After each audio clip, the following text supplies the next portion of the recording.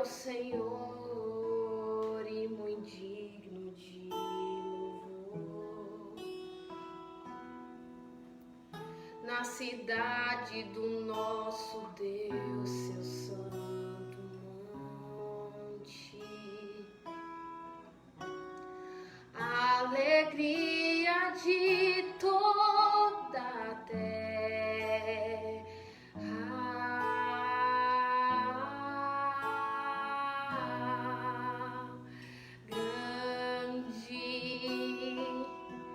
É o Senhor em quem nós temos a vitória, que nos ajuda contra o inimigo. Por isso diante dele nos prostramos e adoramos. Queremos o teu nome engrandecer, aleluia, aleluia, e agradecer-te por tua obra em nossas vidas. Confiamos em teu infinito amor, pois só tu és o Deus eterno sobre toda a terra e céu.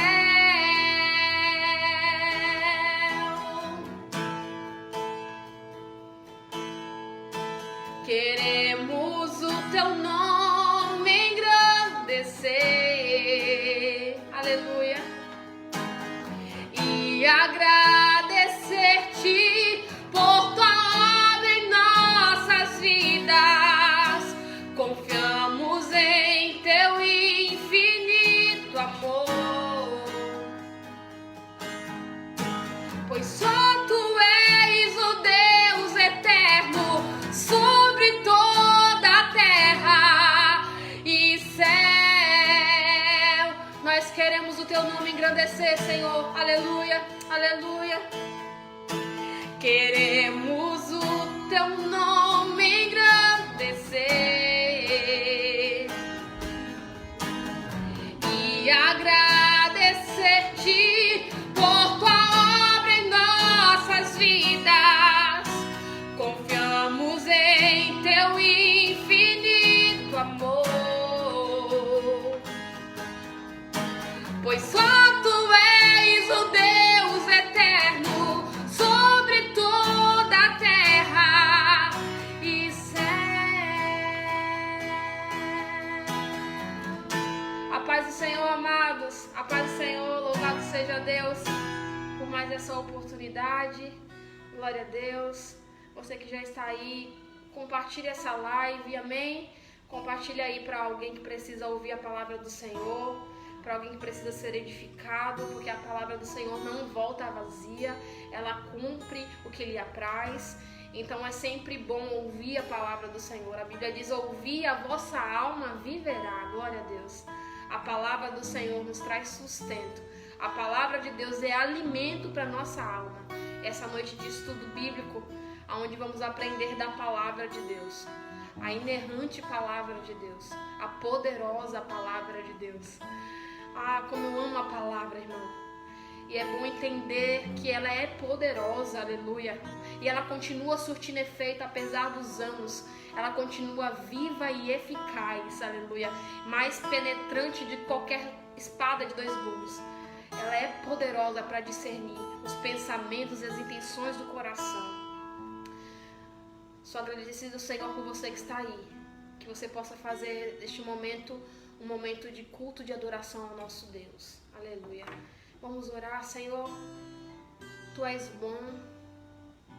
Tu és poderoso. Tu és incomparável, Senhor. Nós escolhemos, ó Deus, estar na sua presença, Senhor.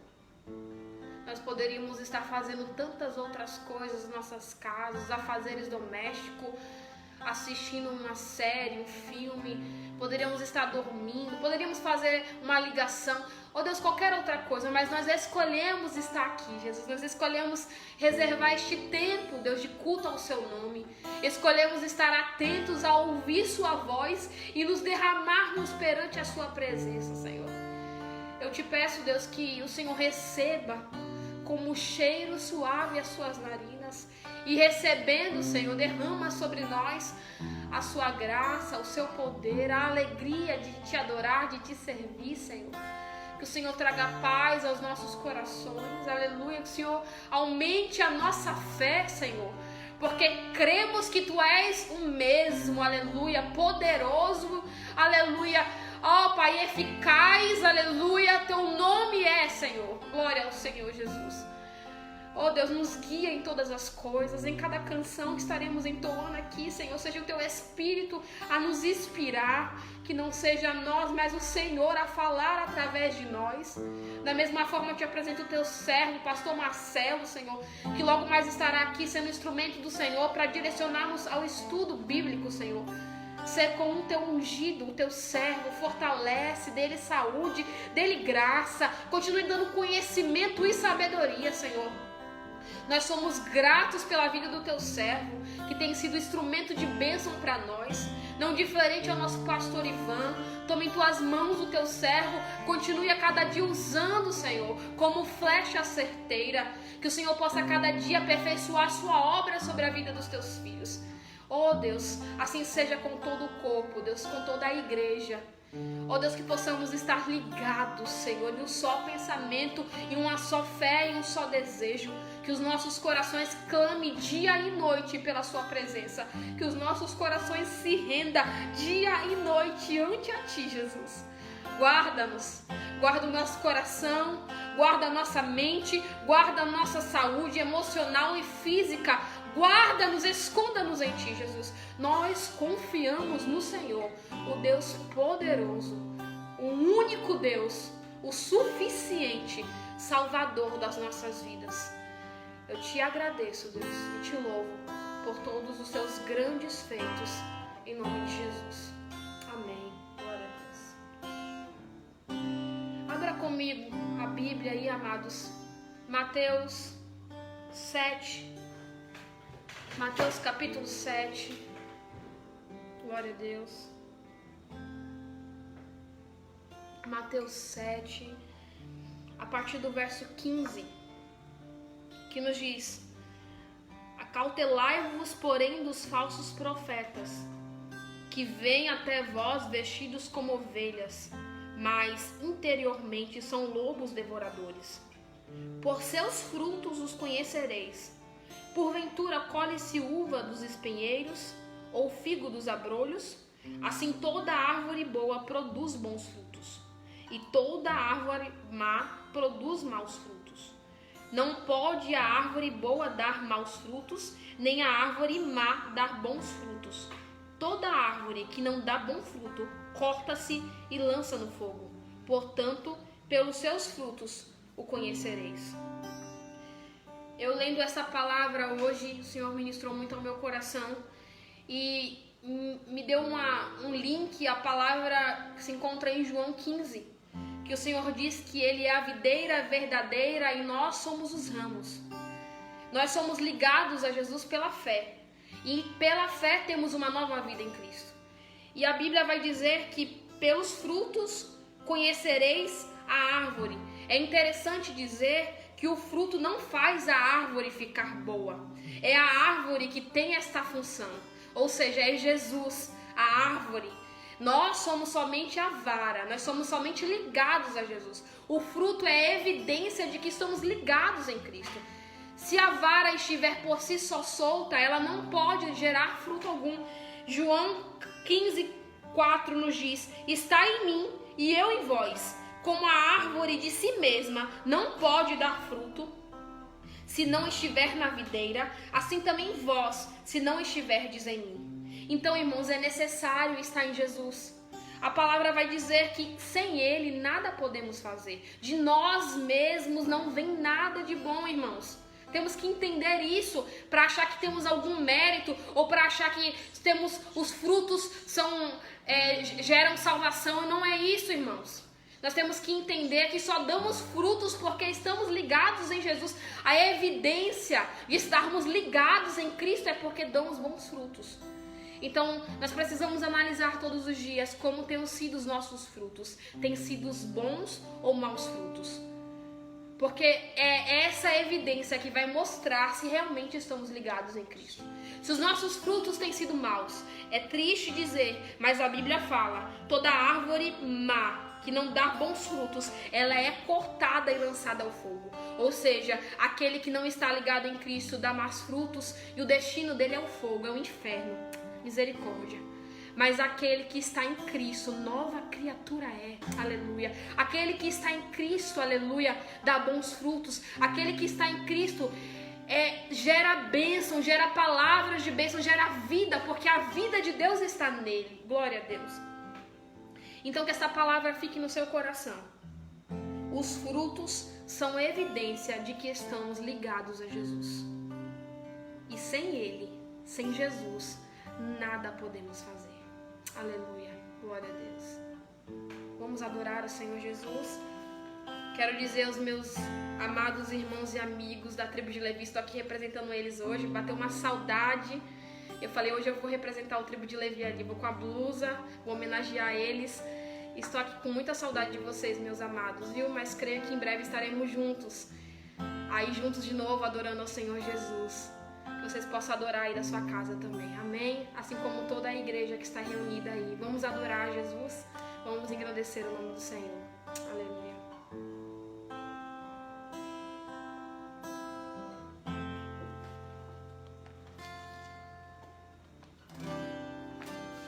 A ti eu vou clamar, pois tudo vem de ti e tudo está em ti. Por ti vou caminhar, tu és a direção, o sol a me guiar. Tudo pode passar, teu amor jamais me deixará.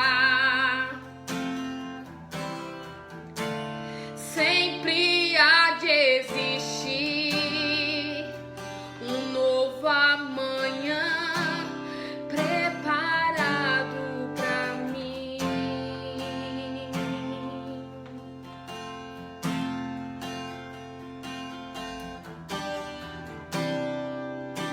A ti eu vou clamar, pois tudo vem de ti e tudo está em ti. Por ti vou caminhar, tu és a direção, o sol a me guiar. Tudo pode passar, teu amor jamais me deixará.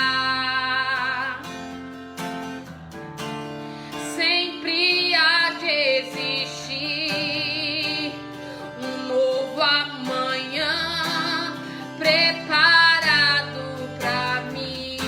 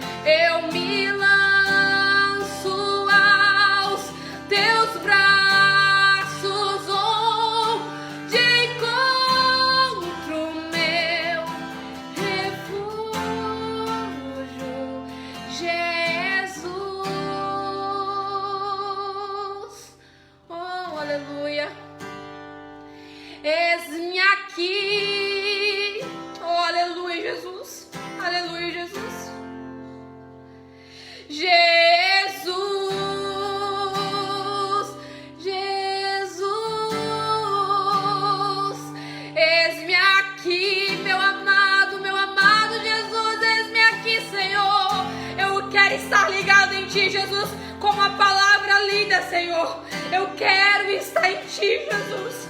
Eu preciso estar em Ti, Jesus. Aleluia. Aleluia, Jesus. Tu és a videira verdadeira, Jesus, e aquele que está ligado em Ti tem vida, e aquele que está ligado em Ti dá bons frutos, e aquele que está ligado em Ti, Senhor, aleluia, Pai, tem plenitude de vida. Glória ao Teu santo nome, Pai. Tem vida em abundância, Jesus. Jesus.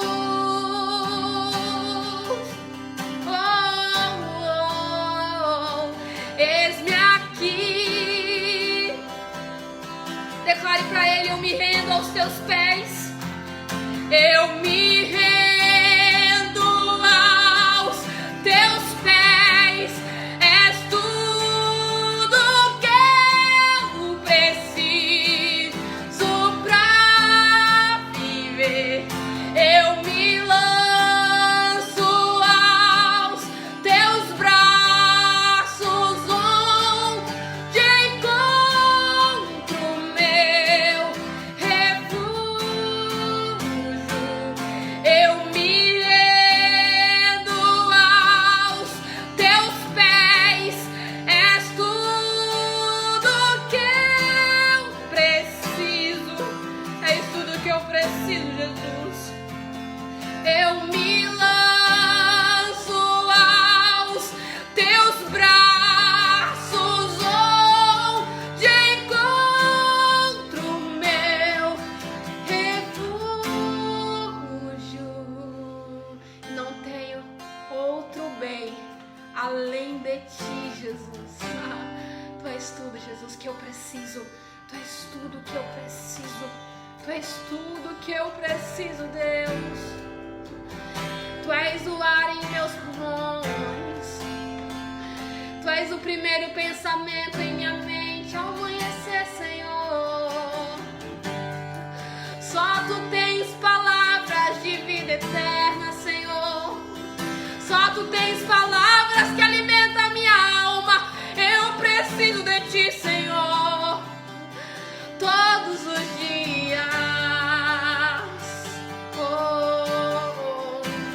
Obrigado, Pai, por ser fonte inesgotável. Obrigado, Deus. Obrigado, Deus. Obrigado por ser acessível, por ser disponível. Obrigado, Jesus. Obrigado, Rebaixei, canta lá, Rebaixei. Eis-me aqui, Jesus. Eis-me aqui, Jesus.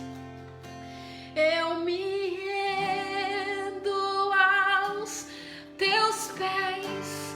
És tudo que eu preciso pra viver.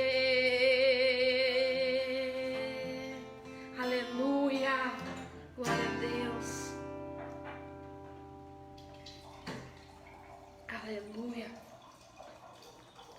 A presença do Senhor é tudo que precisamos, irmãos. Tudo que precisamos é da presença dEle. A presença de Jesus é o suficiente para nós. Aleluia.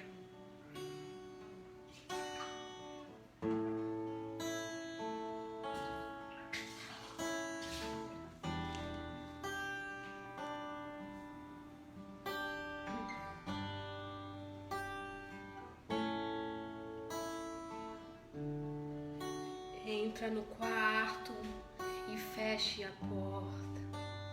Chegou a hora de falar com Deus.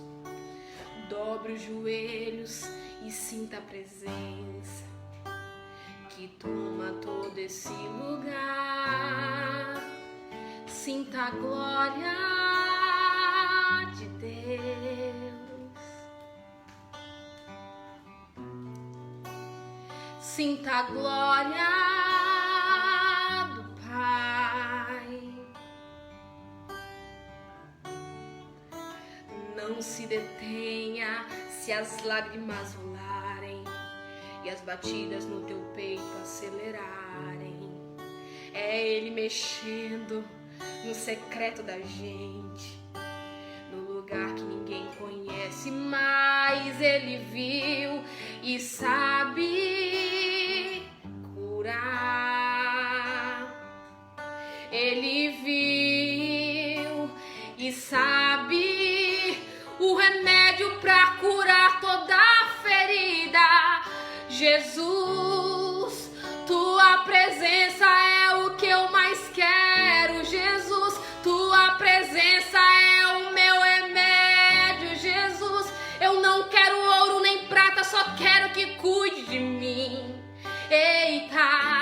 Que presença é essa?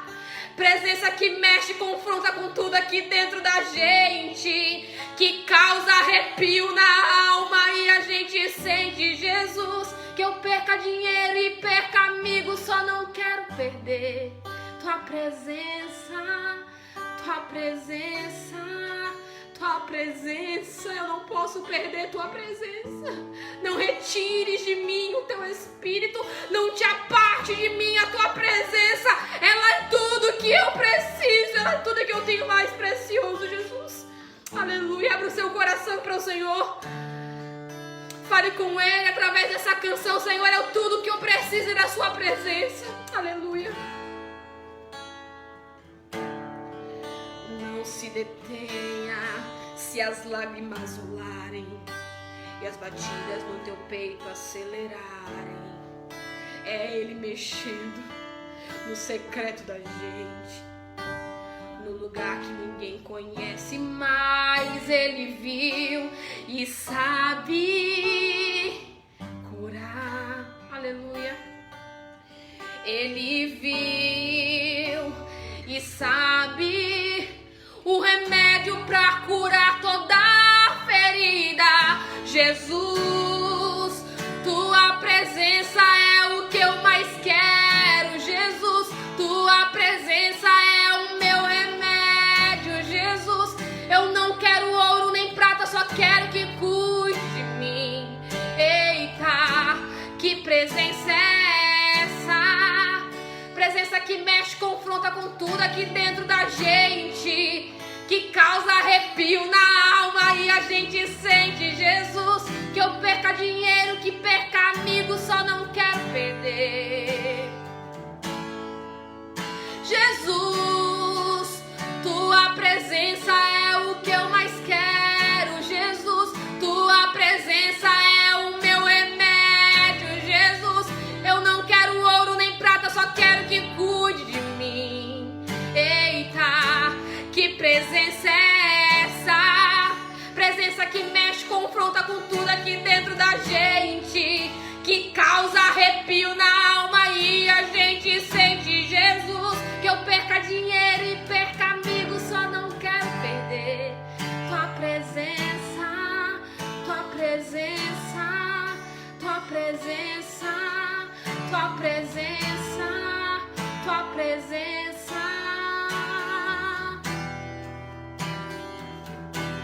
Declare para Ele, Jesus, tua presença é o que eu mais quero.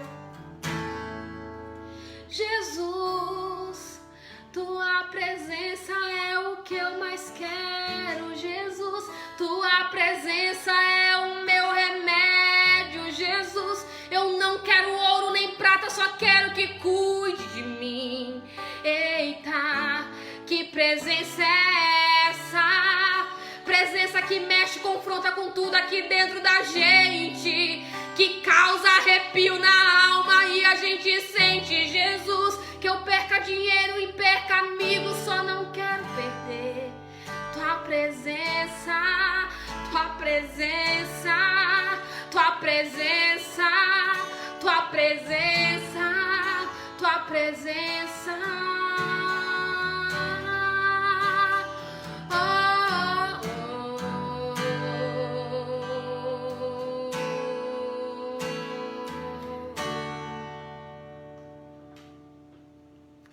Deus, não existe nada melhor que a presença do Pai, nada se compara a ela. Isaías 54, verso 10 vai nos dizer: as montanhas podem desaparecer, os montes podem se desfazer, mas o meu amor por você, diz Jesus, não acabará nunca, e a minha aliança de paz com você nunca será quebrada. Aleluia. É isso que diz o Senhor, que tem amor por você. As montanhas, os montes podem desaparecer e se desfazer, mas o amor de Jesus nunca acabará. Aleluia. A aliança que o Senhor fez conosco de paz nunca será quebrada. Glória a Deus. É isso que diz o Senhor. Aleluia. Que tem amor por você. Este amor incomparável. Aleluia. O amor de Deus nunca nunca se acabará. Um amor imensurável, incomparável, incondicional. Se apegue ao amor de Jesus. Tudo pode passar, irmãos, mas o amor de Jesus vai permanecer. Creia nisso. As coisas se deteriorizam, as pessoas falecem, nós perdemos pessoas queridas, nós perdemos bens, perdemos amigos, mas o Senhor Jesus, a palavra dele diz, o seu amor e ele nunca, a aliança que ele fez conosco nunca será quebrada, o seu amor nunca acabará. Essa é a nossa esperança. Ele nos amou de tal maneira que deu seu Filho unigênito. O amor de Deus, aleluia, o amor de Deus por nós foi capaz de dar o seu Filho único. Este é o amor que Deus tem por mim e por você, irmãos. Nós não seríamos capazes de dar os nossos filhos em amor por alguém, sacrifício por alguém, mas Deus fez isso quando ainda éramos pecadores, quando ainda estávamos na lamaçal de pecado. Ele fez isso por mim e por você. Seja grata ao Senhor pelo sacrifício dele. Que a sua vida o louve, que a sua vida seja uma vida de gratidão ao Senhor Jesus, que a sua vida seja uma vida de devoção ao Senhor, que o Senhor possa olhar o fruto do seu penoso trabalho e venha se alegrar, aleluia, e dizer: valeu a pena morrer pelos meus filhos, valeu a pena passar pelo sacrifício da cruz, para que hoje eles tivessem vida, vida em mim, vida em abundância, aleluia, glória a Deus, aleluia, Jesus. Tem tudo a ver com Ele. É tudo sobre Jesus. Aleluia. Mesmo que eu ande em meio ao fim, mesmo que eu vá correndo sem direção, mesmo que eu me canse de lutar ou esperar algo, mesmo que eu me encontre em meio ao cais, eu sei que tudo continua sendo dele. Eu sei que posso sempre andar com ele. Eu sei que seu amor é duradouro e é para sempre. Eu sei que seu amor, ele é pra mim. Aleluia. Como eu amo saber, Senhor, que o Senhor me ama. Como eu amo, Senhor, ter essa certeza no meu coração que sou filha amada, que sou filha escolhida, separada pelo Senhor, que o Senhor me amou, que o Senhor me ama e que o Senhor sempre me amará, Jesus. Aleluia. Aleluia, apesar de quem sou, apesar do que eu venha a fazer, Senhor, o teu amor permanece o mesmo, Jesus, aleluia. Mesmo que eu ande em meio ao fim, eu vá correndo sem direção, mesmo que eu me canse de lutar, mesmo que eu me encontre em meio ao cais, eu sei que tudo continua sendo dele. Eu sei que posso sempre andar com ele.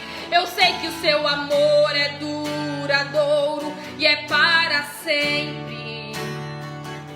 Eu sei que o seu amor, ele é pra mim. Tem tudo a ver com ele. Com ele eu sei pra onde eu devo ir. Tem tudo a ver com ele. A cruz revela o seu amor por mim. E mesmo se eu me abalar, o teu amor vai sustentar tudo que há em mim, tudo que há em mim. Tem tudo a ver com ele. Com ele eu sei pra onde eu devo ir. Tem tudo a ver com ele. A cruz revela o seu amor se eu me abalar, o teu amor vai sustentar tudo que há em mim, tudo que há em mim. Ainda que os montes se movam, ainda que as colinas sumam, o teu amor por mim permanecerá, teu amor por mim permanecerá. Ainda que os montes se movam, ainda que as colinas sumam, o teu amor por mim permanecerá, teu amor por mim permanecerá. Ainda que os montes se movam, ainda que as colinas sumam, o teu amor por mim, ele permanecerá.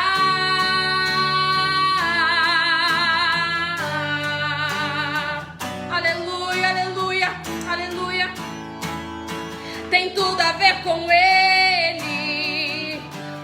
eu sei pra onde eu devo ir. Tem tudo a ver com ele. A cruz revela o seu amor por mim, e mesmo se eu me abalar, o teu amor vai sustentar tudo que há em mim, tudo que há em mim. Tem tudo a ver com ele eu sei pra onde eu devo ir. Tem tudo a ver com ele.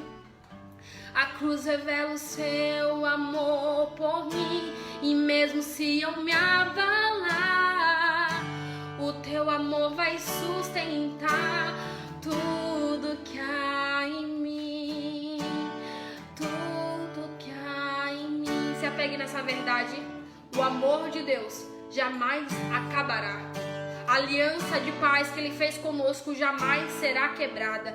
Aleluia. Mesmo que tudo se mova, mesmo que os montes se abalem pela sua braveza, mesmo que as colinas se dissolvam, aleluia, o Senhor permanece com o seu amor inabalável. O Senhor permanece com a sua aliança intacta conosco. Ele é o Deus de amor. Aleluia. Ele é o próprio amor. Aleluia. Aleluia. Tem tudo a ver com ele. Com ele eu sei pra onde eu devo ir. Tem tudo a ver com ele. A cruz revela o seu amor por mim, e mesmo se eu me abalar, o teu amor vai sustentar tudo que há em mim.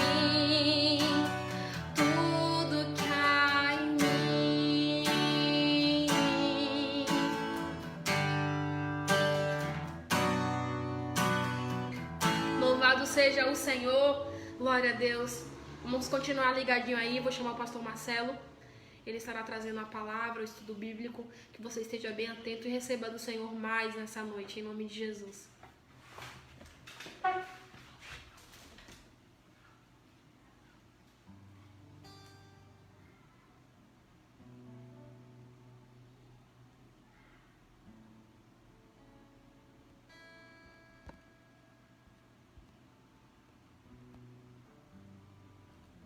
Pastor, mande o convite de novo, por favor.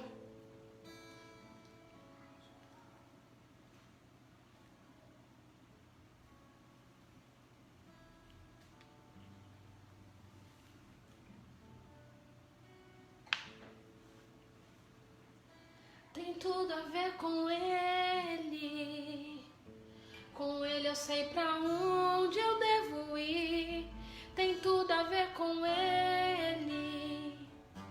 A cruz revela o seu amor por mim, e mesmo se eu me abalar, o teu amor vai sustentar tudo que há em mim. Tem tudo a ver com ele. Com ele eu sei pra onde eu devo ir. Tem tudo a ver com ele. Paz,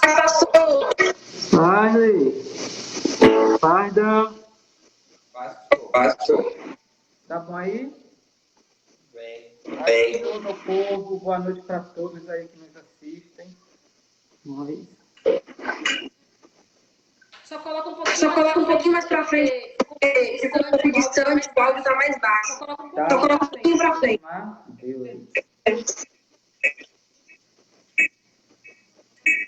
Melhorou, Lê? Melhorou? Tá melhor.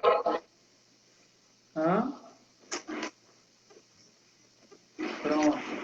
Letícia me ensinou aqui, irmãos, uma forma de a gente prender o celular, segurar o celular, que ela me ensinou os pezinhos de galinha aqui com um prendedor, né, Letícia?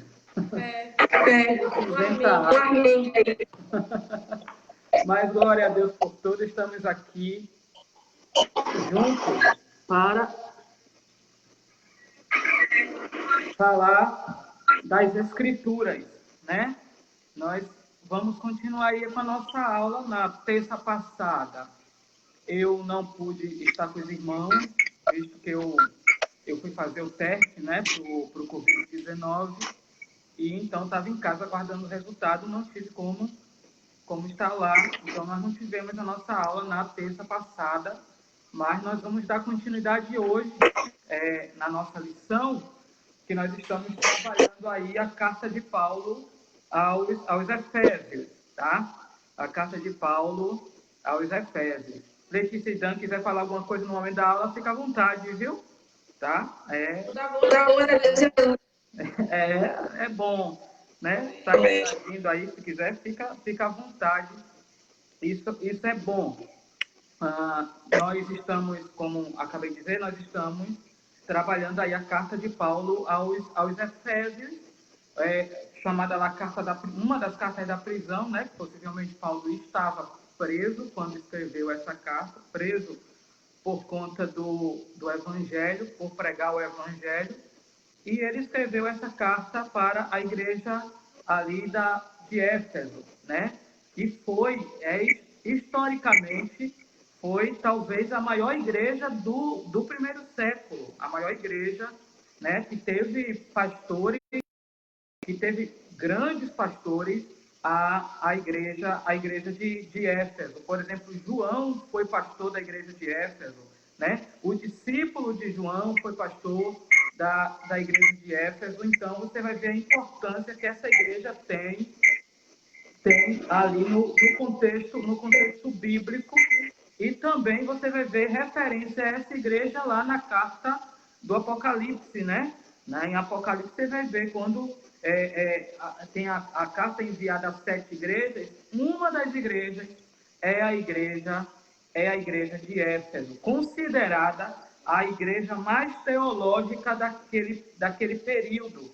E é interessante que dá para a gente entender isso pela estrutura da carta de Efésios, né? A carta aos Efésios é uma das cartas de maior cabouço teológico que nós temos, tá? É de uma estrutura teológica gigantesca, Então, assim, nós estamos estudando essa carta. E nós estamos trabalhando a nossa lições bíblicas. A Letícia, toda semana, irmãos, ela coloca aí nos grupos, né, Letícia? Toda semana, nos grupos lá, um link que você pode acessar e tem acesso à lição, tá? Letícia, enquanto ela manda o link, eu perco o freguês, irmão, porque não compra, o povo não compra. Viu? Aí, mas, glória a Deus. A lição que nós estamos estudando, lições bíblicas, a igreja eleita, né? E nós vamos estudar hoje o mistério da unidade revelado. O mistério da unidade revelada. E eu quero que você abra a sua Bíblia comigo em casa, por favor, por obséquio, abra a sua Bíblia comigo na carta de Paulo aos Efésios, no seu capítulo de número 3. Efésios, capítulo de número 3, por favor. Efésios, capítulo de número 3. Nós vamos ler aí 13 versos, do verso 1 ao verso de número 13. Efésios 3, do verso 1 ao verso de número 3, que nos diz assim, nos diz assim, por esta causa, eu, Paulo, né, Paulo escrevendo, mas por esta causa, eu, Paulo, sou prisioneiro de Jesus Cristo por vós, os gentios, se é que tendes ouvido a dispensação da graça de Deus, que para convosco me foi dada. Como me foi este mistério, manifesto pela revelação, como acima em pouco vos escrevi. Pelo que quando ledes, podeis perceber a minha compreensão do mistério de Cristo, o qual noutros séculos não foi manifestado aos filhos dos homens, como agora tem sido revelado pelo Espírito aos seus santos apóstolos e profetas, a saber que os gentios são co-herdeiros e de um mesmo corpo e participantes da promessa em Cristo pelo Evangelho, do qual fui feito ministro pelo dom da graça de Deus, que me foi dado segundo a operação do seu poder. A mim, o mínimo de todos os santos, me foi dada esta graça de anunciar entre os gentios, por meio do Evangelho, as riquezas incompreensíveis de Cristo, e demonstrar a todos qual seja a dispensação do mistério, que desde os séculos esteve oculto em Deus, que tudo criou, para que agora, pela Igreja, a multiforme sabedoria de Deus seja conhecida dos principados e potestades nos céus, segundo o eterno propósito que fez em Cristo Jesus, nosso Senhor, no qual temos ousadia e acesso com confiança pela nossa fé nele. Portanto, vos peço que não desfaleçais nas minhas tribulações, por vós que são a vossa glória. Amém. Aqui está o texto base da nossa lição. Então, nós temos as duas últimas aulas junto a essa, vai abordar basicamente a questão da unidade. Eu já falei em outras lives das nossas aulas acerca da divergência que havia, né? Aquela divergência que havia entre judeus e gentios. A diferença cultural, a diferença religiosa de ambos os grupos era muito grande. Era muito grande. Os judeus eram considerados como o povo de Deus. Os irmãos sabem, os judeus são descendentes de Abraão, que é aquele homem que Deus chama lá em Gênesis capítulo 12, e Abraão se torna uma grande nação por promessa de Deus, e vai para o Egito, e depois Moisés liberta o povo do Egito, e Israel se torna uma grande nação e considerada a nação de Deus, ou a nação de Yahweh, né? Do Deus, criador dos céus e da terra. Os gentios eram formados de pessoas de outras nações, né? Os gentios comumente chama-se as gentes, ou seja, as outras gentes, todos aqueles que não eram israelitas, não eram de Israel. Então, é chamado de gentios. Para a nação de Israel, no contexto do Antigo Testamento, só eles, todo o aparato religioso era basicamente para eles, né? Eles não conseguiam entender, e a gente vai ver isso aqui na lição, que Deus sempre, mesmo nas mensagens do Antigo Testamento, promessas de que os gentios também fariam parte do povo de Deus. Mas a diferença cultural, a diferença religiosa era tão grande que os judeus não achavam possibilidade de gentios serem salvos. Então, na carta aos Efésios, Paulo vai abordar bastante isso. A gente vai ver, e na última lição, no capítulo 2, vai falar daquela barreira, a gente apontou lá, né? A barreira que estava no meio, né, Letícia? O muro que estava no meio, que fazia essa divisão entre judeus e gentios. E Paulo, ele vai interpretar esse muro por duas formas. Primeiro, aquele muro que separava o templo do pátio dos gentios, era um pátio onde os gentios poderiam chegar para conhecer a cultura dos judeus, o templo, e que o pátio dos gentios eles não poderiam passar ali porque eles eram considerados religiosamente imundos para acessar, chegar mais próximo ao templo. Então, quando Paulo diz que aquela parede de separação foi abolida ou desfeita por Cristo no Calvário, ele tem primeiro em mente esse muro. Segundo, ele tem em mente, e ele vai falar isso, todo o arcabouço doutrinário, religioso, cerimonial dos judeus, né? Cerimonialmente, os gentios eram considerados imundos para acessar o templo. Então, quando Paulo tem a ideia de um muro, ele tem isso em mente. Todo esse arcabouço doutrinário, teológico, religioso dos judeus. Ele tinha isso em mente, né? Eu até abordei lá, eu abordei na última aula a questão daquele momento, aquela passagem lá que Jesus chega, né? Tem um bocado de gente vendendo, né? Animal, pombo ali, né? Animais ali perto do templo, e Jesus chega com um chicote, né? E sai derrubando a mesa. E deixa, por favor, irmão, Jesus não bateu nos vendedores, não. Vocês não diz. Vocês dizem que ele saiu coisando chicote, derrubando mesa, né? Botando animal para correr, viu? Então, assim, a gente não tem base para acreditar que Jesus chegou e desceu o chicote na costa de um sacerdote. Se bem que merecia. Mas a gente não tem base para isso, tá? Alguns pensam, né? Mas a gente não tem base para isso. Então, a gente vê lá Jesus expulsando aqueles homens segundo o F.F. Bruce, eu vou citar esse livro aqui, ó, e eu vou indicar esse livro aqui. F.F. Bruce fala isso nesse livro. Paulo, apóstolo da graça, sua vida, cartas e teologia.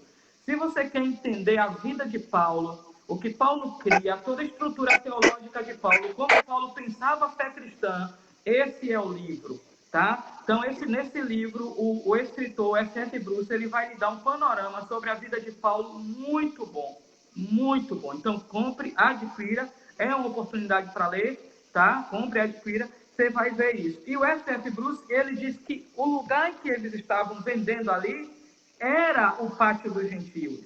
E quando Jesus expulsa o povo, né, põe os animais correm, faz aquela limpeza toda ali, ele vai citar um texto de Isaías que diz: a casa de meu pai será chamada casa de oração para todos os povos, ou todas as nações.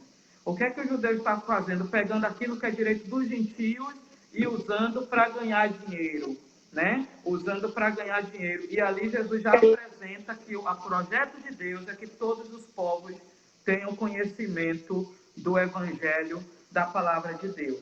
A nossa lição, ela está dividida aqui em três partes, como sempre. E o primeiro tópico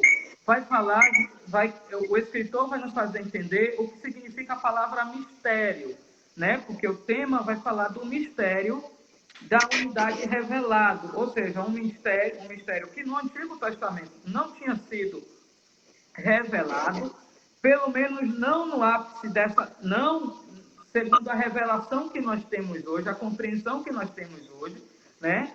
E esse mistério envolve a unidade, né? Vai falar o mistério da unidade revelada, a gente vai entender aí o que era essa unidade. Mistério, a palavra no grego significa segredo ou doutrina secreta, ou ensinamento secreto. Quando a Bíblia cita mistério, ela tem basicamente isso em mente. Um ensino secreto, uma mensagem secreta, tá? Uma doutrina secreta, né?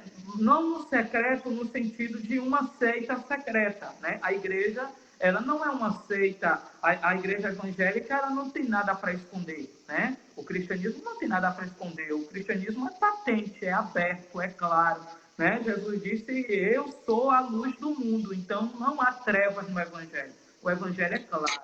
Então, mas secreto no sentido de que no Antigo Testamento, em outros tempos, não tinha sido revelado como é revelado hoje para nós a partir dos apóstolos e profetas. Então, o significa segredo ou doutrina secreta indica alguma verdade divina que esteve oculta e passou a ser conhecida, ou seja, indica algo de Deus, uma mensagem de Deus, um projeto de Deus, que antes era oculto, mas agora, em um determinado período, passa a ser conhecido. Então, já não existe mais esse mistério. Não existe mais esse mistério. Por quê? Porque o mistério já foi revelado, tá? Pode existir para aquele ainda que não conhece o Evangelho. Mas aquele que conhece o Evangelho em si é a base desse mistério revelado. O Evangelho é esse mistério revelado, e já a gente vai entender basicamente bem mesmo o que é aqui o mistério. No cristianismo, significa uma verdade que esteve encoberta e agora foi desvendada em benefício de todos. Aí ele pede uma referência, nós vamos ler, primeira carta de Paulo a Timóteo, no seu capítulo de número 2, primeira carta de Paulo a Timóteo, no seu capítulo de número 2, aí em casa, por favor, pega a sua Bíblia, pega a sua Bíblia,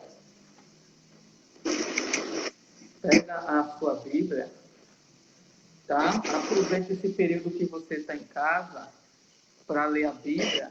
Imagine se Deus, né? Imagine se a gente parte do pressuposto de que Deus permitiu aí, ou mandou esse Covid-19 para os crentes ler a Bíblia. Então eu te peço, meu irmão, leia logo a Bíblia para Deus melhorar nossa situação aí, por favor, viu? Né? Vamos ler a Bíblia.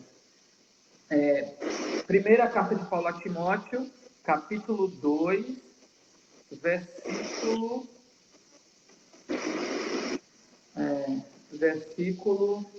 4, diz assim, o qual aqui, vamos ler a partir do verso 1, diz assim, ó, antes de tudo, só para a gente entender o que Paulo quer dizer, antes de tudo, pois, exorto que se use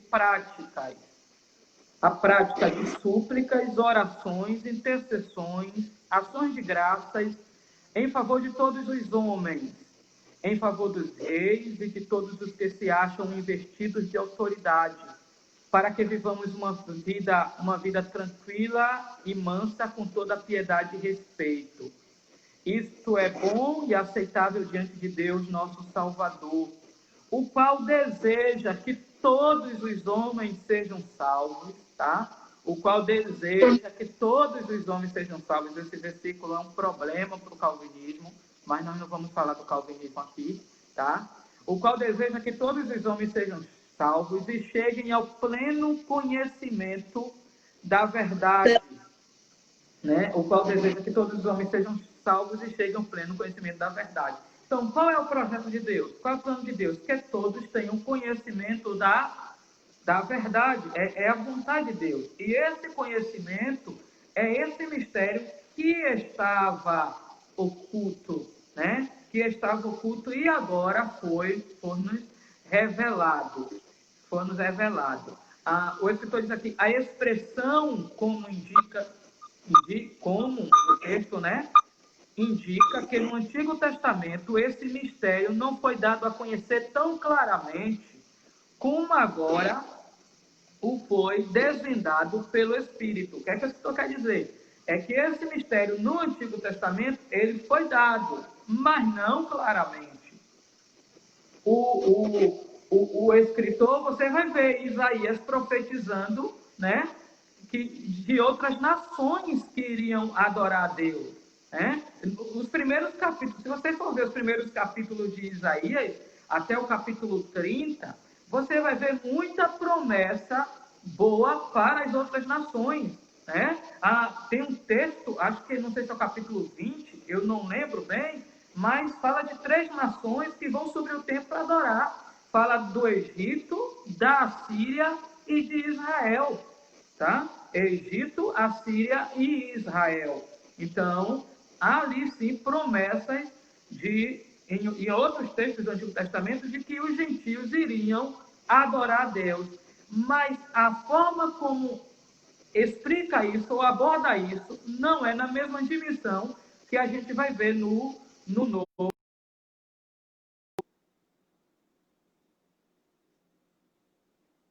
mensagem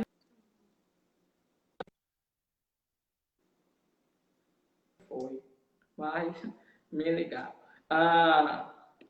Aí ele diz assim, o que esses profetas não sabiam era como isso aconteceria, como Deus faria algo totalmente novo, que as barreiras raciais e religiosas seriam rompidas por meio de Cristo, que judeus e gentios seriam um povo integrante de um mesmo corpo, a igreja, o mistério oculto. Aí pronto, ele vai entender, agora ele vai entender. O que é que ele está dizendo? Os profetas do Antigo Testamento, eles não sabiam como era que iria acontecer as promessas que Deus estava usando eles para fazer.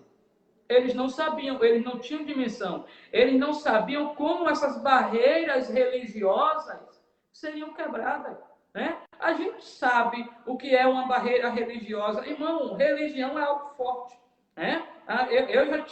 Eu já tive a oportunidade de passar uma tarde conversando com uma senhora acerca da adoração a santos, acerca da adoração e oração a santos. E eu passei praticamente uma tarde toda conversando com ela, abrindo a Bíblia, abrindo textos, e ela, não compreendo, você está certa, a Bíblia está certa. A senhora entende, minha senhora? Aí ela dizia, eu entendo. Eu falo, ganhei essa mulher para Jesus. E no final do apelo, ela diz, não quero não. Eu quero continuar com o meu santo mesmo.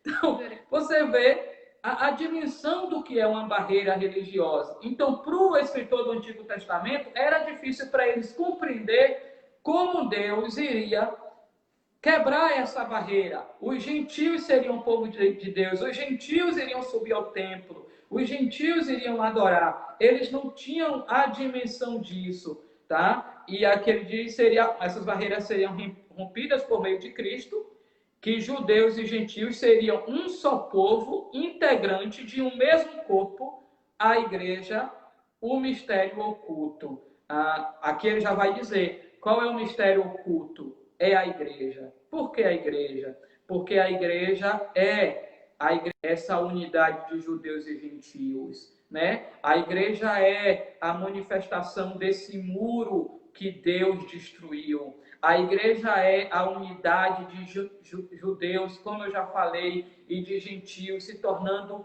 um mesmo povo, um mesmo corpo. Para entender isso melhor, você lê o capítulo de número 2 aos Efésios, já lá no fim, e você vai ter a ideia disso. E ele diz, a igreja é esse mistério oculto, né?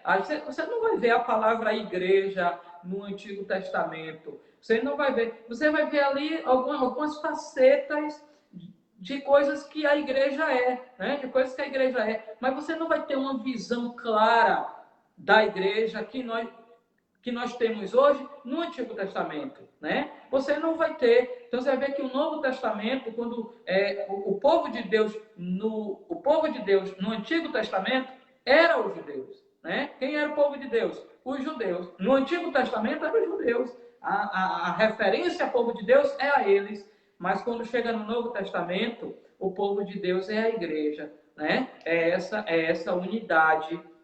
Essa união de povos diferentes, de culturas diferentes, unidos em um só batismo, em uma só fé, na pessoa de um só Senhor. Então, aí a igreja, esse mistério oculto é a igreja. Não é tão claro no Antigo Testamento, mas é manifestado por completo no Novo Testamento. Aí a gente vai ver o segundo tópico, que vai falar sobre o mistério revelado no Novo Testamento. O primeiro subtópico vai falar acerca revelado aos apóstolos e profetas, né? A quem é que Deus revela? Aos apóstolos e profetas, que eram aqueles que pregavam o evangelho no Novo Testamento, tá? Apóstolos e profetas. E eu quero que você abra comigo para a gente entender melhor a questão de Paulo aí como apóstolo. Gálatas, capítulo de número 1. A lição está pedindo essa referência. Gálatas, capítulo de número 1. Nós vamos ver aí. Deixa eu tomar uma água aqui. Nós vamos ver aí. Gálatas capítulo 1, verso 1 diz assim: Paulo, apóstolo não da parte de homens, nem por intermédio de homem algum, mas por Jesus Cristo e por Deus Pai, que o ressuscitou dentre os mortos. Então, o chamado de Paulo não é da parte de homem algum, nem por intermédio de homem algum, mas por Jesus Cristo e por Deus Pai, que o ressuscitou dentre os mortos. Mas deixa eu abrir um parêntese aqui para você não pensar que eu disse aquilo que eu não disse. Em momento algum, Paulo está dizendo que ele é um apóstolo à toa, que ele não veio de uma igreja. Paulo veio, tá? Paulo foi chamado por Deus para ser apóstolo? Foi, mas ele foi comissionado pela igreja, tá? Principalmente pela igreja de Antioquia, depois pela igreja de Jerusalém. Você vai ver que no capítulo 13, Paulo ele é enviado por qual igreja? Pela igreja de Antioquia. Você vai ver, acho que ela é em Antioquia da Psídia, né? Paulo está lá, Paulo é profeta, né? Está lá e ele é considerado como profeta ali. E o Espírito disse: apartai-me a Barnabé e a Saulo para a obra que os tenho chamado. O Espírito diz a quem? A direção da igreja, aquilo que o Espírito já tinha falado para Paulo e Barnabé, não foi? Apartar-me a Barnabé e a Saulo para a obra que eu os tenho chamado. Então, o Espírito que falou com Paulo e Barnabé, esse mesmo Espírito falou com os líderes da igreja e disse que impuseram as mãos e orando, os enviaram. E eles foram enviados pelo Espírito. Então, Paulo, ele não era uma pessoa sem igreja.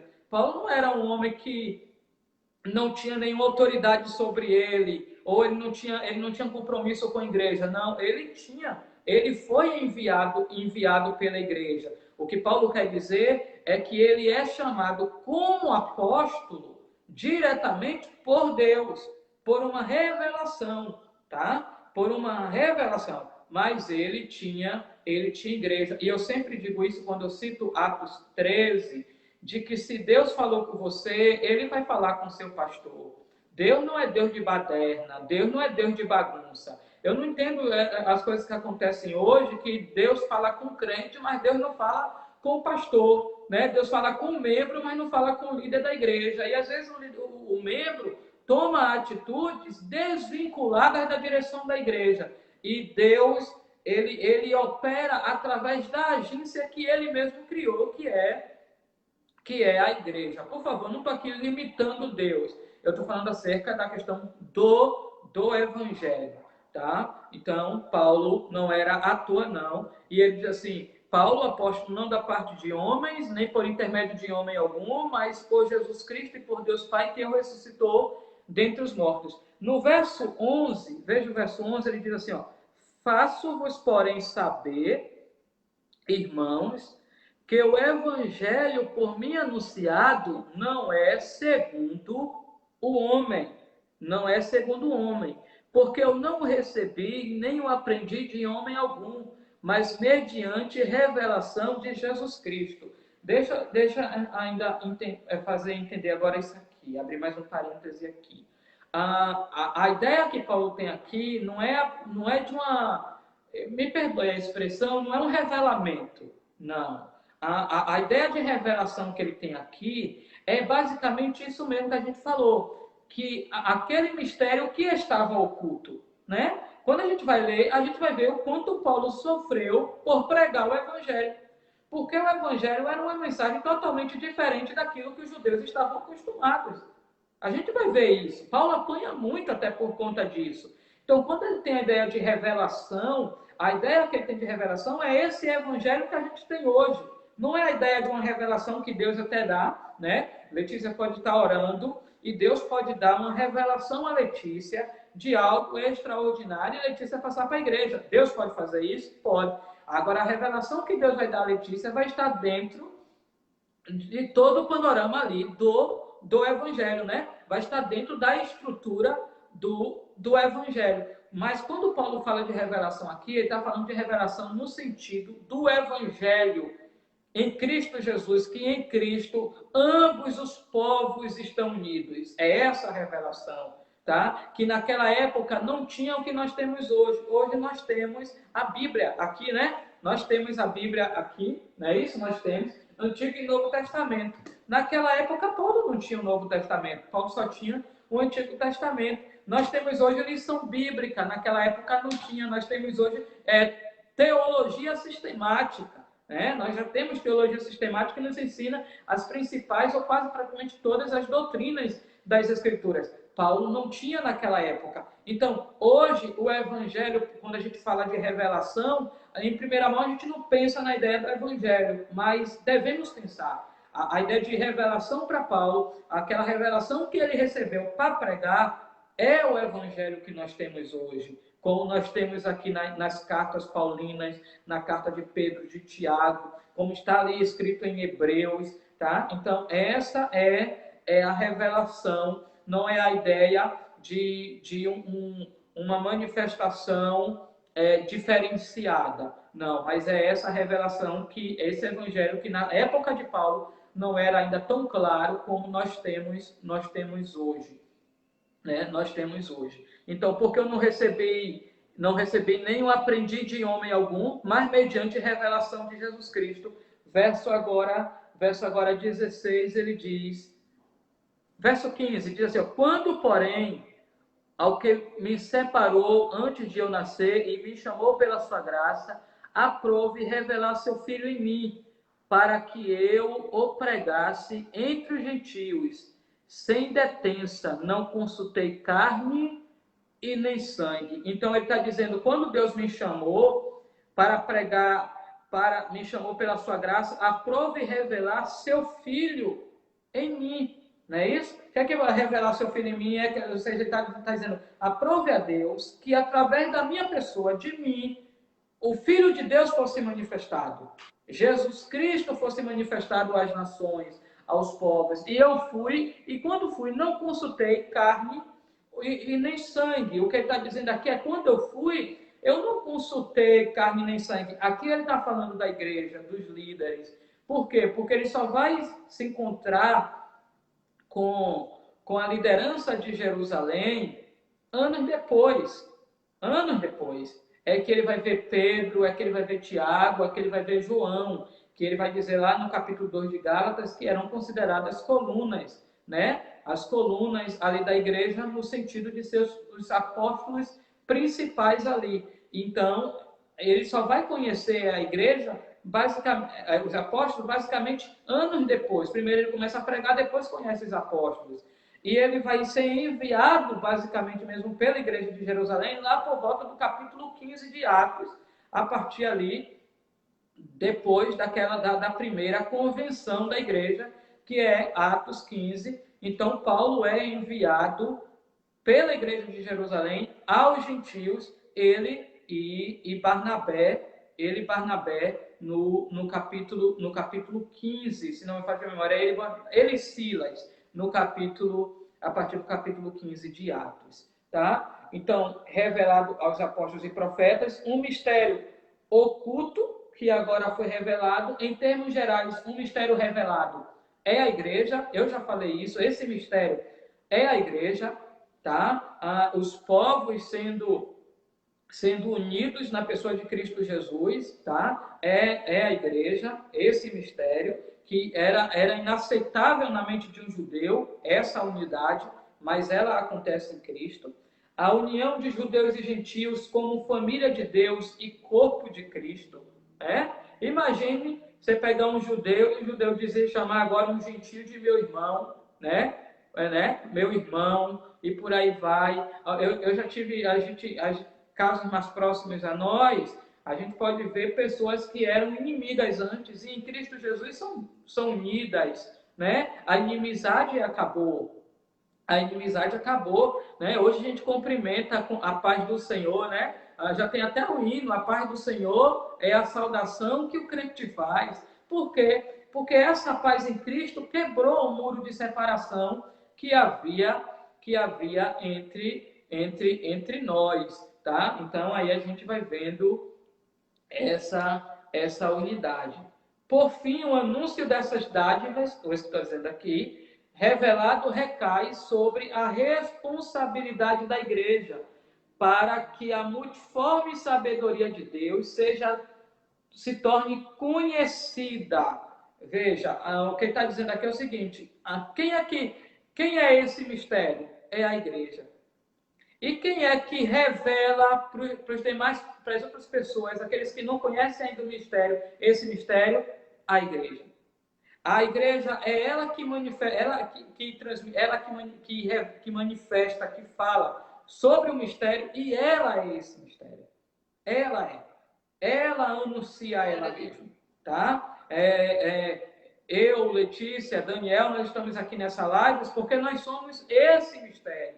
E nós estamos aqui para anunciar o quê? Esse mistério, que em Cristo Jesus todas as barreiras caem por terra e nós somos unidos em um corpo como uma família na pessoa de Cristo Jesus. É aquilo que Paulo diz lá em 2 Coríntios: Deus pôs em nós a palavra da reconciliação. E Paulo usa a expressão como se ele estivesse pregando, né? E nós rogamos por Cristo Jesus que vos reconcilieis com Deus. Então, a igreja é o quê? É a manifestação dessa reconciliação. E quem é que manifesta, que prega essa reconciliação? A própria igreja, tá? A própria igreja. É o que o escritor quer dizer.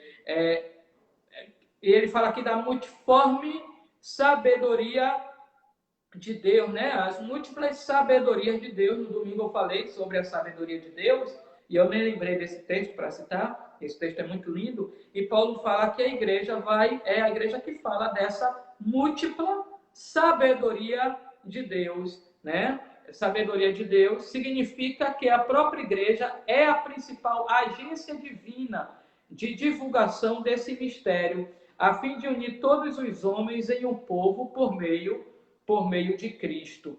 A magnitude do mistério diz: outrora ninguém tinha ventilado a possibilidade da formação de um só povo, sem distinção de pessoas, etnia ou classe social, mas em Cristo e por meio de Cristo, todos são um e participantes da mesma promessa. E aí em Gálatas, capítulo 3, verso de número 28,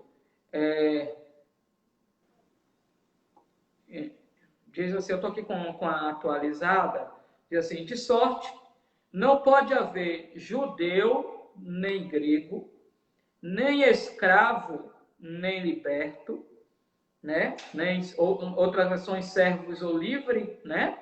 Nem homem, nem mulher, porque todos vós sois um em Cristo Jesus. É a mensagem de Paulo.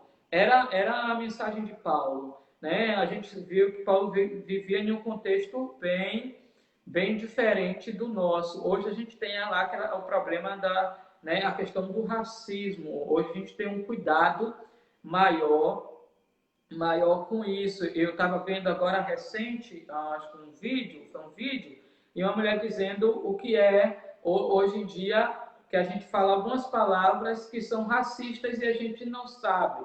E ela usou aquela expressão que às vezes se ouve dizer, fulano está com o pé na cozinha, né? É uma palavra racista, porque traz à memória o papel de uma escrava que vivia na cozinha da sua senhora, trabalhando ali para a família, e não ganhava nada porque era escrava. Então, hoje a gente tem um cuidado com isso, né? A situação hoje é muito diferente. Mas a gente não pode pensar na situação hoje sem pensar no Evangelho, principalmente na pessoa de Paulo, porque Paulo vivia em um contexto de etnia, de racismo, um sistema de castas muito forte. E como é que ele foi resolvendo isso? Como ele não tinha autoridade política para resolver, legal para resolver, ele vai transformando isso na igreja. Então, ele vai formando a igreja com esse pensamento de que não há na igreja judeus e gentios, né? Não há judeus e gentios. Na igreja, no contexto da igreja,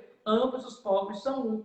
Na igreja não pode pensar no servo e livre, ou no senhor e no escravo. Por quê? Porque na igreja ambos são um, né? Embora no contexto social tinha sim servo e e livre, ou senhor e escravo, mas no que diz respeito à igreja não tinha, né? Dentro da igreja não, era inaceitável isso. Por quê? Porque a igreja traz uma nova mensagem, algo totalmente diferente que aqueles povos não estavam adaptados a ver. Nem macho e nem fêmea, aqui nem homem e nem mulher, na minha versão aqui, né? Aquela diferença. A gente sabe que as mulheres sofreram muito, até hoje ainda sofre, a gente ainda vê vestígios, né, dessa briga de gênero aí, a ideia do sexo mais forte, né, a ideia do homem ser o sexo mais forte que vem lá daquele período. Para Paulo, na igreja não existe. Existe sim, para a igreja, lógico, né? Homem é homem, mulher é mulher. Isso não se discute. Isso não se discute. O que não é aceitável é o homem se colocar como o sexo mais forte comparado à mulher. Isso é inaceitável. A questão do machismo, né? Isso é inaceitável no seio da igreja, isso é inaceitável na natureza da igreja. Então, Paulo vai desconstruindo toda a cultura daquela época, praticando um aculturamento ou uma aculturação, né? Os povos iam chegando para a igreja já aprendendo algo diferente. Tudo entre eles era em comum, tá? Então, não tinha essa divisão e Paulo vai fazendo isso no seio da igreja. O último tópico vai falar o mistério pré-estabelecido por Deus. Esse mistério que é a igreja, ele foi pré-estabelecido por Deus. No verso 8 do texto que nós lemos, de Efésios 3, verso 8, diz assim, ó: a mim, o mínimo de todos os santos, me foi dada esta graça de anunciar entre os gentios, por meio do evangelho, as riquezas incompreensíveis de Cristo. Lembra que domingo, quem assistiu aqui no domingo, viu que eu falei que a sabedoria de Deus, a forma de Deus agir, por vezes é incompreensível, mas é gloriosa. Deus é glorioso no seu feito. Tudo que Deus faz é bom. E Paulo vai falar que essa manifestação é uma riqueza incompreensível, que é difícil de entrar na mente, né, de um judeu daquela época. É difícil entrar na mente do judeu, né? Você vê lá, é só você ver, quando você chega você vê a gravidade disso, quando você chega em Neemias, acho que é Neemias capítulo 13, tem toda aquela passagem lá, e Neemias volta para trabalhar, que ele é copeiro do rei, com anos depois, um tempo depois, ele volta para Jerusalém para ver como estão as coisas depois da reconstrução do templo. E quando ele chega lá, ele encontra um homem que não é judeu, tem o que? Um quarto dentro do templo, né? Lá da área do templo, quem já leu Neemias sabe disso, está lá dentro do templo, né? Tem um quartinho lá, que o sacerdote, acho que é parente dele, se torna parente do gentio e arruma um quarto lá, e os móveis estão tudo lá, e diz Neemias que Neemias diz, quando eu cheguei, que eu vi aquilo, meu amigo, diz que Neemias entrou lá, pegou todos os móveis do rapaz e jogou fora, entendeu? Puxou o rapaz, jogou lá, cai fora, aqui é a casa de Deus, você é impuro, né? Você vê a gravidade disso, dessa diferença. Então, para um judeu aceitar isso, dava trabalho. Então, Paulo vai chamar de riquezas insondáveis. A expressão se refere a maravilhas e a providência divina que estão além do entendimento humano, né? Além do entendimento humano, Deus faz coisas que é difícil para nós compreender, porque Deus é infinito, nós somos finitos, a diferença entre nós e Deus é muito grande, Deus faz coisas maiores do que nós, tá? Maiores do que nós. A mensagem da qual ele fora incumbido consistia em ministrar a todos a perfeição e a preciosidade do mistério que estivera oculto, proclamar que essas dádivas foram projetadas desde a eternidade, sendo livremente concedida aos homens por Cristo. Ele vai falar sobre o eterno propósito em Cristo, ou seja, aqui na lição ele vai abordar praticamente isso. O eterno propósito de Deus em Cristo. Deus tinha o propósito de salvar a humanidade por Cristo Jesus. Pastor, Deus sabia que o homem ia pecar? Sabia. E por que Deus não impediu o homem de pecar? Porque Deus tinha algo melhor para o homem. John Wesley, depois você compra a Teologia de John Wesley. É um livro muito bom. A Teologia de John Wesley eu li ano passado. Foi? Ano passado eu li a Teologia de John Wesley. Nessa teologia, John Wesley diz isso. Nós não iríamos conhecer a grandiosidade do amor de Deus se ele não tivesse projetado o plano da salvação em Cristo. Né? Imagine se Letícia não caísse no Éden. Imaginemos se Letícia não caísse no Éden. Letícia não iria conhecer a magnitude desse amor, dessa misericórdia. Por isso que Paulo diz que onde abundou o pecado, superabundou a graça. Nós não conheceríamos a grandiosidade da graça se não conhecêssemos a grandiosidade da queda, tá? A gente não, o homem só vai conseguir entender a dimensão da graça de Deus depois que ele entender a dimensão da desgraça do homem. Essa é a realidade. Essa é a realidade. A gente não tem como entender a ideia do bom se a gente não entender a ideia do ruim, né? A gente precisa comer algo ruim para saber o que é uma comida boa, não é isso? Né? Uma comida boa. Então, uma ideia necessariamente precisa da outra. Então, a gente não iria conhecer a grandiosidade do amor de Deus se a gente não tivesse caído no Éden. Né? Então Deus sabia que o homem iria cair, sabia. Por isso que Cristo Jesus é o projeto para a salvação antes da fundação do mundo, tá? Deus desenhou o projeto todo, depois ele fez, depois ele construiu, tá? Então Deus não é pego de surpresa. O eterno propósito em Cristo, o eterno porque foi feito na eternidade, o plano divino pré-estabelecido. O plano divino não surgiu pelo advento do pecado de Adão. Deus não foi apanhado de surpresa. Ao contrário, ele sempre esteve no controle e já tinha um plano de salvação pré-estabelecido desde a eternidade. Essa verdade nos ensina que por trás de todo o evento da história existe um processo eterno em andamento. Deus é soberano e controla todas as eras, tempos e circunstâncias. Então a gente tem que entender isso aqui. Deus não é pego de surpresa, né? Tudo que Deus faz, tudo que ocorre na história é porque Deus tem um plano em andamento, né? E o Escritor diz aqui, Deus é soberano e controla todas as eras, tempos e circunstâncias. A gente olha para hoje, Deus tem um plano? Tem. Deus está no controle de todas as coisas? Está. Deus perdeu o controle? Não. Deus não se perde no tempo, tá? Deus não se perde no tempo. Por quê? Pelo grandioso fato, eu não vou falar simples porque não é simples, é glorioso. Pelo glorioso fato de que Deus é eterno, né? De que Deus é eterno. Aqui nós temos aqui a minha mesa, e na minha mesa nós temos essa parte de vidro aqui no meio, né? Se você pegar essa parte de vidro aqui, ó, ela dá talvez uns 20 centímetros, essa parte aqui, né, de largura. E isso aqui, você pode ver isso aqui como o nosso tempo, a nossa história. Esse é o nosso período. Só que Deus não vive nesse período. Ele passa por aqui, mas Deus está na eternidade. A eternidade é essa borda aqui, ó. A nossa história, ela vive no meio da eternidade. Deus habita na eternidade. Então, Deus não está preso à circunstância, Deus não está preso à nossa situação. Muito pelo contrário, Ele controla todas as coisas. Nós vivemos no tempo, Deus vive na eternidade. Quando o tempo passar, Deus ainda vai estar, porque Deus, Ele é eterno. E por isso, Deus não perde o controle de nada, tá? Deus não perde o controle de nada. Ele é soberano.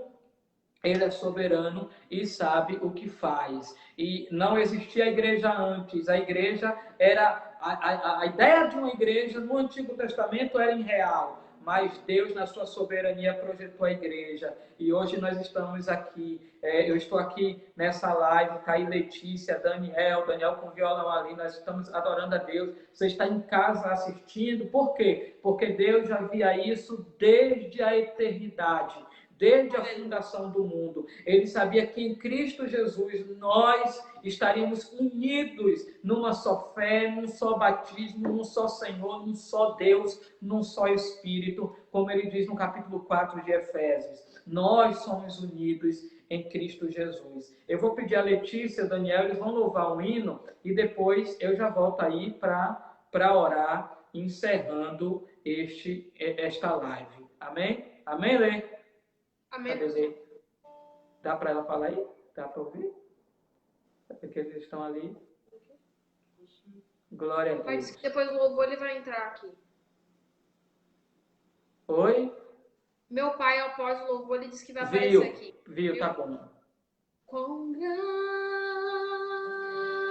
é o meu Deus, cantarei, quão grande é o meu Deus, e todos hão de ver quão grande é o meu Deus.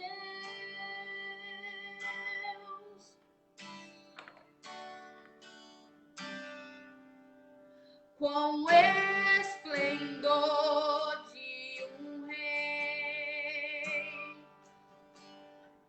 em majestade e luz, faz a terra se alegrar, faz a terra se alegrar. Ele é a própria luz, e as trevas vão fugir, tremer com sua voz, tremer com sua voz. Quão grande é o meu Deus, eu cantarei, quão grande é o meu Deus, e todos hão de ver quão grande é o meu Deus.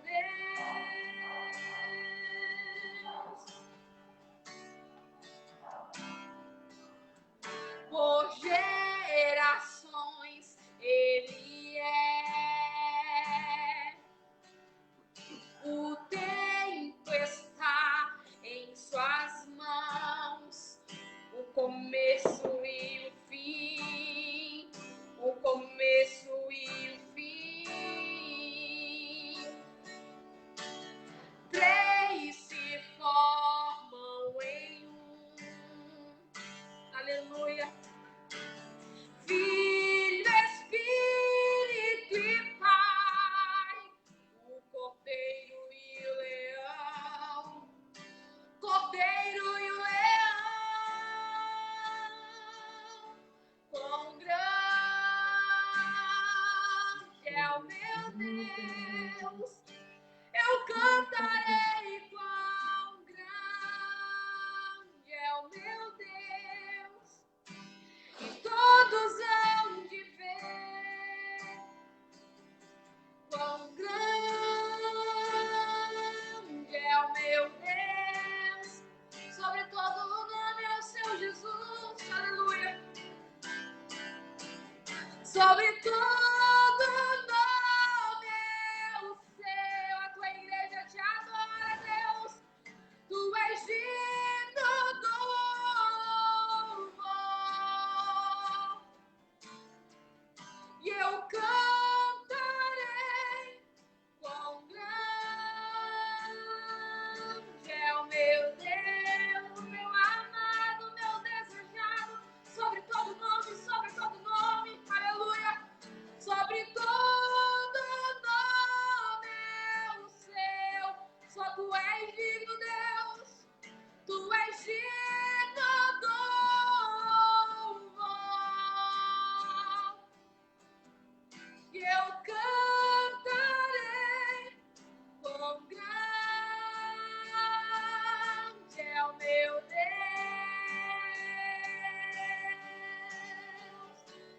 Glória a Deus. Quão grande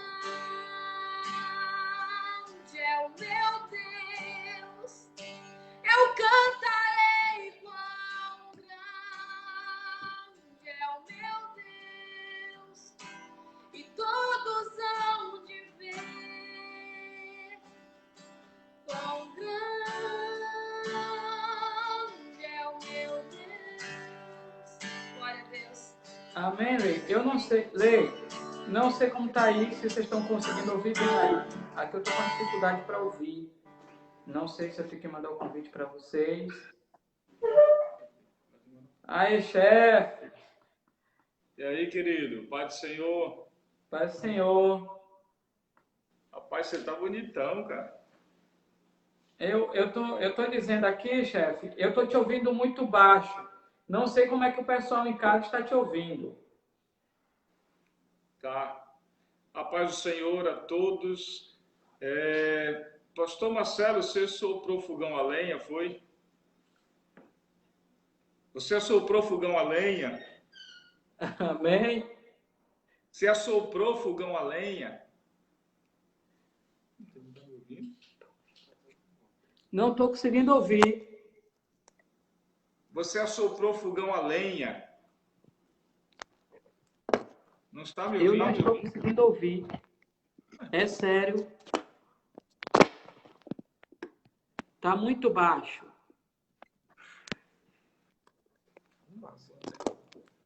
Amém, amém, amém. Amém, Vamos chefe. concluir aí. Tá baixo mesmo. Não está me ouvindo, não? Não está me ouvindo? Tá baixo. Estava até agora ouvindo. Que caiu. Amém. Vamos orar então, vamos concluir. Pedir para Deus continuar nos abençoando. Eu não sei se os demais estão nos ouvindo aí. O pastor Marcelo não está me ouvindo? Não. Mas parece que ele assoprou o fogão a lenha, tá todo escuro em volta da boca dele. Ele soprou. Tá ruim. Soprou o fogão a Tá lenha. ruim, chefe. Não sei nem se o senhor tá me ouvindo. Mas tá bom, Mas aqui vamos tá orar. bom. Senhor Deus, Pai, graças te damos pelo privilégio de estarmos vivos. Senhor, muito obrigado pelo direcionamento, pela tua palavra. Obrigado, Senhor, por receber os louvores entoados nessa noite. Obrigado por ser o nosso Deus, por continuar conosco, apesar dos pesares, independente das circunstâncias. O Senhor permanece sendo nosso Deus inabalável. Pai, eu apresento todos os lares representados, todos aqueles que estão assim, ó, Senhor, cultuando conosco, aqueles que irão ver depois, ver esse vídeo e adorar o Senhor juntamente com a tua igreja, que recebam a bênção, a paz, os livramentos. Ó Senhor, nos conceda a noite em paz, nos conceda, Senhor, deitar e acordar para um novo dia. Abençoa, Senhor, a tua igreja na face da terra. Abençoa a nossa cidade. Abençoa, Senhor, ó Deus, a nossa pátria. Venha reger e mover todas as coisas, porque nada foge do seu controle. Nós te agradecemos, Senhor. Muito obrigado por tudo que o Senhor tem feito por nós. Muito obrigado por tudo que ainda, pela fé, irás fazer. Em nome de Jesus. Amém. Que o amor de Deus, que a graça do nosso Senhor e Salvador Jesus Cristo, que a comunhão e as consolações do doce e santo Espírito de Deus sejam com todos e assim permaneça para sempre. Em nome de Jesus. Amém. E graças a Deus.